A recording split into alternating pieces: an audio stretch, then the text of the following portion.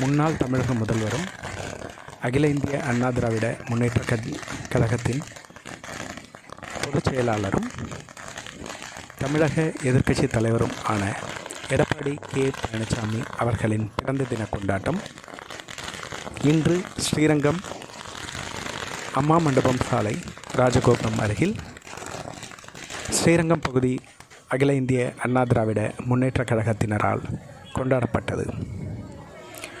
முன்னதாக பட்டாசுகள் வெடித்தும் கேக் வெட்டியும் பொதுமக்களுக்கு இனிப்புகள் வழங்கியும் உற்சாகமாக கொண்டாடி வருகின்றனர். அதன் காணொளி தொகுப்பை